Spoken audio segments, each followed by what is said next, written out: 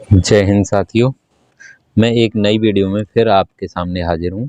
यहाँ पर हम देख रहे हैं आवेशित चालक की स्थितिज ऊर्जा के व्यंजक या सूत्र या निगमन को हम ज्ञात करेंगे।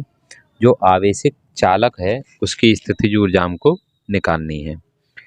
तो हम इसको प्रारंभ करें उससे पहले मैं आपको बता दूं कि ये जो डेरिवेशन है, ये जो व्यंजक है, ये बहुत ही परीक्षा की दृष्टि से बहुत इम्पोर्टेंट है।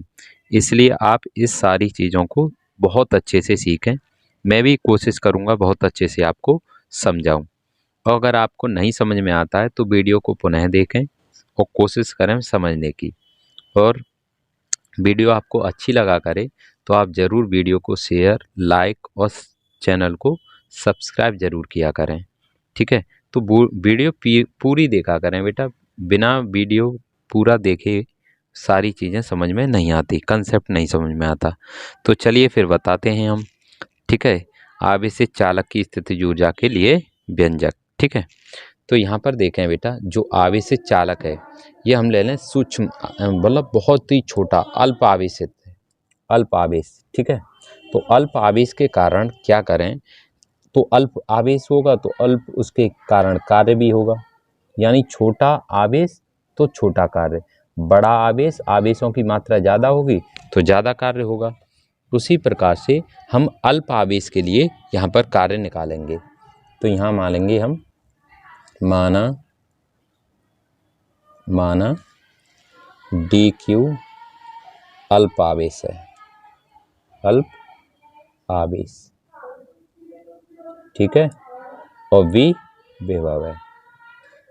ओके बेटा, तो डी क्यू अल्पावेश है, V विभव है, तो इसके इन दोनों के कारण क्या होगा, अल्प ही हमारा कार्य होगा। तो अल्प कार्य, अल्प कार्य, अल्प कार्य का मतलब क्या है, यानी डी डब्लू। ठीक है, तो डी डब्लू बराबर हमारा फॉर्मूला निकलेगा बेटा V इंटू डी क्यू। अब ये कहाँ से आया, तो आपने पढ़ा होगा V बराबर होता है W बटे Q। इसका कैंची का गुणा करेंगे तो यही आ जाएगा, समझ गए। यानी यहाँ 1 मानो, W का 1 से गुणा करो तो W, और V का Q से गुणा करो तो VQ। लेकिन हमने यहाँ अल्प माना है तो D लगा दिया, D का मतलब अल्प है। ठीक है, तो यहाँ से हम ये वैल्यू ले लिया। ठीक है, अब क्या करेंगे बेटा, इसका कर देंगे हम समाकलन। क्या करेंगे, समाकलन। तो दोनों तरफ समाकलन लेने पर, ये समाकलन का चिन्ह है बेटा, दोनों तरफ लेंगे जो भी लेंगे। ठीक है, V डी क्यू। ठीक है बेटा, यहाँ तक बात समझ में आई। अब V बराबर आपने एक तो पढ़ा है V बराबर W बटा Q, और एक V बराबर आपने पढ़ा होगा Q बटा C, V बराबर Q बटा C। ये संधारित्र में धारिता के लिए फॉर्मूला बनता है, C बराबर Q बटा V होता है धारिता के लिए। उसी प्रकार से हम V की वैल्यू यहाँ से निकाल लेंगे तो हमारा V बराबर आ जाएगा Q बटा C। तो जहाँ V है उसकी जगह पे हमको क्या रख देना, Q बटा C। ठीक है, तो यहाँ पर देखें इंटीग्रेशन डी डब्लू, V है उसकी जगह पर हम क्या रख देंगे बेटा, Q बटा C और डी क्यू। ठीक है, अब देखें बेटा, ये C कांस्टेंट है, नेतांक है, इसलिए इसको बाहर ले लेंगे।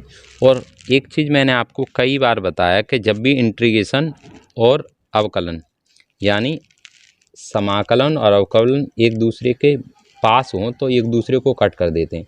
तो ये इंटीग्रेशन D को हटा देगा, ये इंटीग्रेशन D को यहाँ से हटा देगा, तो बचेगा क्या हमारा W। ठीक है, W बच जाएगा। और यहाँ पर हमारा ये 1/C बाहर ले लेंगे, क्योंकि रेस्पेक्ट हमारा क्या है, Q है और यहाँ Q है, तो ये 1/C को हम बाहर ले लेंगे नेतांक के तौर पर। C बाहर आ गया और इंटीग्रेशन करेंगे हम Q डी क्यू। ठीक है, इसका मतलब डी क्यू के सापेक्ष हमको ये इंटीग्रेट करना है। ठीक है, तो Q है, तो एक फॉर्मूला आपने पढ़ा होगा x⁴n, इसका फॉर्मूला होता है x⁴n+1 n+1। इस फॉर्मूला का हम यहाँ पर यूज करेंगे इंटीग्रेशन में। ठीक है, तो इसका हम यूज करेंगे। तो यहाँ q की पावर 1 मान सकते हैं ना, सेम आधार होगा बेटा, q सेम आधार है, यहाँ भी dx होता है तो x और x, तब हम ये फॉर्मूला लगाते हैं। यहाँ पर y होता तो यहाँ पर भी y होता, यहाँ पर q है तो यहाँ पर q है, तो इसलिए इस फॉर्मूला का हम यूज कर लेंगे। n की वैल्यू मानेंगे 1, ठीक है। तो यहाँ पर w इक्वल टू 1/c, और ये आ जाएगा आपका, इंटीग्रेशन कर रहे हैं आप, इंटीग्रेशन करेंगे तो q के रेस्पेक्ट में इंटीग्रेशन है तो फॉर्मूला ये लगेगा हमारा, q की पावर 1 + 1, n की जगह पर क्या हो गया 1, n की जगह पर यहाँ पर 1 है, यहाँ पर 1, किसी की पावर 1 होती है इसलिए यहाँ 1 मान लिया हमने। अब इसके अकॉर्डिंग n यानी 1 और ये +1 फॉर्मूला में है +1, इसी प्रकार से 1 + 1, समझे। अब यहाँ से आगे इसको हम रखेंगे ब्रैकेट में, ठीक है। तो w इक्वल टू 1/c ऐसे रखेंगे, ये q है और इसकी जगह पे हम q² बटा 2 लगा देंगे, बटा 2 लगा देंगे। इस प्रकार से ये फॉर्मूला बन जाता है, ठीक है। तो ये फॉर्मूला जो आया आपका w बराबर 1/2 आगे ले ले रहे हैं और यहाँ ले ले रहे हैं q² बटा c, आगे पीछे कर दिया बेटा, 1/2 है ना तो इसको गुणा करेंगे तो 1/2, c पीछे लिख दिया है, q² c, ये आपका इंटीग्रेशन के बाद फॉर्मूला निकल आता है, ठीक है। ये होती है हमारी संचित ऊर्जा। यही जो कोई भी चालक होता है उसमें कार्य के रूप में संचित हो जाती है, इसलिए इसको हम इस कार्य को ही संचित ऊर्जा के रूप में देखते हैं, ठीक है। तो ये जो W है इसको हम लिख देंगे संचित ऊर्जा के रूप में, यहाँ पर आपको नज़र आ रहा होगा ये जो W है, यही W हमारा संचित ऊर्जा के रूप में होता है। और इस प्रकार से ये संचित जो ऊर्जा जो आती है ये हमारी क्या कहलाती है, ये हमारा जो कार्य जो निकल के आता है यही हमारा क्या कहलाता है, संचित ऊर्जा के रूप में कहलाता है।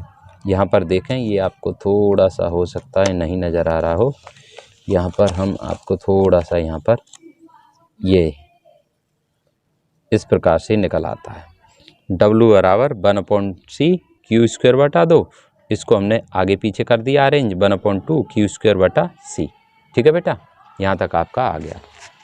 अच्छा, और जो मैंने आपको समझाया है ये जो कार्य है वो संचित ऊर्जा के रूप में चालक में स्टोर हो जाता है, संचित रहता है, इसीलिए इसको हम संचित स्थितिज ऊर्जा के रूप में भी देखते हैं। तो इसी को हम लिख सकते हैं स्थितिज ऊर्जा यानी संचित ऊर्जा, U बराबर 1/2 q² बटा c, इसको हम U भी लिख सकते हैं, ठीक है।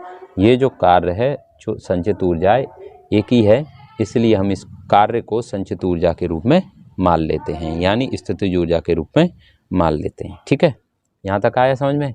अच्छा, फिर इसके बाद एक और व्यंजक आ जाता है बेटा, यहाँ पर हमने Q बराबर आवेश बराबर, जैसा कि अभी मैंने बताया यहाँ पर ये वाला फॉर्मूला जो अभी आपको निकाल के दिखाया था, इसी फॉर्मूला का एक बार और यूज करते हैं, 1 मान लेते हैं, ठीक है। और यहाँ करते हैं हम कैंची का गुणा, तो देखें V equal to q/c, cross multiply करेंगे बेटा ऐसे, तो मल्टीप्लाई करेंगे तो क्या आ जाएगा, q का मल्टीप्लाई 1 में करेंगे q और इसका करेंगे तो cb, यही तो निकलेगा, q बराबर cb। इस फॉर्मूला का हम यहाँ पर जो q है उसकी जगह पर यहाँ पर पुट कर देंगे इस वाले समीकरण में, इसको समीकरण 1 मान ले रहे हैं, इस समीकरण में q का मान रख देंगे, तो u बराबर क्या आ जाएगा हमारा 1/2, q की जगह पर क्या रखेंगे हम, q की जगह पर रख देंगे cb, ठीक है। तो q की जगह पर हम रखेंगे cb का स्क्वायर बटा c, तो यह आ जाएगा u बराबर 1/2, ये c इंटू c 2 बार है और ये v² बटा c, एक c से एक c कैंसिल, तो u बराबर कितना आ गया बेटा 1/2 cv², ठीक है, 1/2 cv²। इस प्रकार से ये भी एक फॉर्मूला बन जाता है। तो ये आपके फॉर्मूला यहाँ पर निकल आता है, इसे ही हम बेटा आवेशित चालक की स्थितिज ऊर्जा के रूप में व्यंजक या सूत्र कहते हैं। कई बराबर आ जाता है, W बराबर इसको सिद्ध करवाता है, कई लिखा आता है u बराबर 1/2 क्यू स्क्वायर बटा सी सिद्ध कीजिए, कहीं पर लिखा आता है u बराबर 1/2 सी बी स्क्वायर सिद्ध कीजिए। इस प्रकार से सिद्ध करने के लिए कई चीज़ें पूछी जा सकती हैं, तो आप यहाँ से आराम से ये सारी चीज़ें कर सकते हैं। ठीक है, चाहो तो यहाँ से एक और समीकरण आ जाएगा बेटा, c की वैल्यू है ना, यहाँ से c की वैल्यू निकाल लेंगे, c की वैल्यू निकालेंगे तो फिर यहाँ पर पुट कर देंगे तो एक नया समीकरण फिर बन जाएगा। समझ गए? इस प्रकार से बेटा ये समीकरण बनते रहेंगे। तो यहाँ तक आपको ये वीडियो समझ में आई होगी, और नहीं समझ में आई तो बेटा आप ज़रूर कमेंट करके बताएं, हो सकता है हम थोड़ा सा और बेहतर करें और आप बहुत अच्छे से इसको सीखने की कोशिश करें। ये न्यूमेरिकल जो डेरिवेशन है, न्यूमेरिकलों में ये फॉर्मूला यूज होते हैं, तो उनको भी आप सीखने की कोशिश करेंगे। हम बताएंगे भी आपको कि किस प्रकार से ये फॉर्मूला आपको अप्लाई करने हैं। ठीक है, और आप अच्छे से दम लगाकर पढ़ाई करते रहिए, मौज मस्ती के साथ पढ़ाई कीजिए, और अपना एक टारगेट बनाकर आपको पढ़ाई करनी है, क्योंकि आपको अच्छे मार्क्स लेकर आने हैं। और इनके साथ साथ आप रेगुलर प्रैक्टिस ज़रूर करें।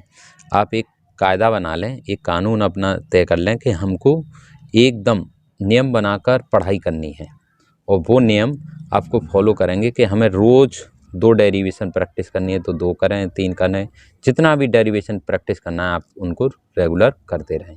ठीक है, तो मिलेंगे बेटा नेक्स्ट वीडियो में, तब तक के लिए जय हिंद, जय भारत।